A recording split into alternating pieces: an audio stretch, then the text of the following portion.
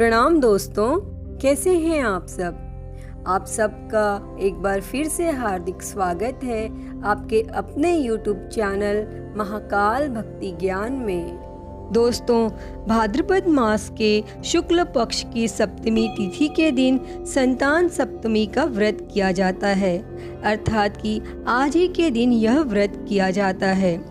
यह व्रत विशेष रूप से संतान प्राप्ति, संतान रक्षा और संतान की उन्नति के लिए किया जाता है। इस व्रत में भगवान शिव एवं माता गौरी की पूजा का विधान होता है।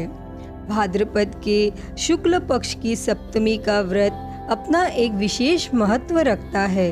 दोस्तों, सप्तमी व्रत के संबंध में एक पौराणिक कथा बहुत ही प्रचलित है, तो आइए सुनते हैं वह कथा। एक बार भगवान श्री कृष्ण ने युधिष्ठिर को बताया कि किसी समय मथुरा में लोमेश ऋषि आए थे और भगवान के माता पिता देवकी तथा वसुदेव ने भक्ति पूर्वक उनकी सेवा की, तो ऋषि ने उन्हें कंस द्वारा मारे गए पुत्रों के शोक से उबरने के लिए संतान सप्तमी का व्रत करने को कहा।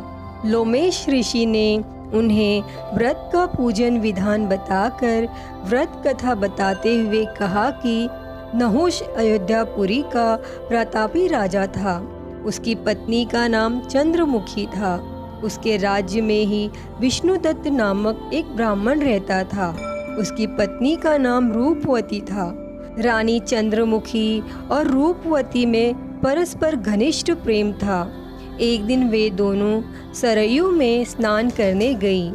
वहाँ अन्य स्त्रियां भी स्नान कर रही थीं। उन स्त्रियों ने वहीं माता पार्वती और भगवान शिव की प्रतिमा बनाकर विधि पूर्वक उनका पूजन किया।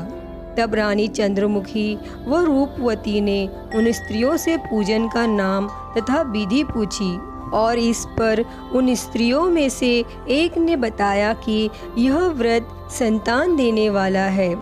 उस व्रत की बात सुनकर दोनों सखियों ने भी जीवन पर्यंत इस व्रत को करने का संकल्प किया और शिव जी के नाम का डोर बांध लिया। किंतु घर पहुंचने पर वे संकल्प को भूल गईं, जिसकी वजह से मृत्यु के पश्चात रानी बानरी तथा ब्राह्मणी मुर्गी के योनि में पैदा हुई। कालांतर में दोनों पशु योनि छोड़कर पुनः मनुष्य योनि में आई।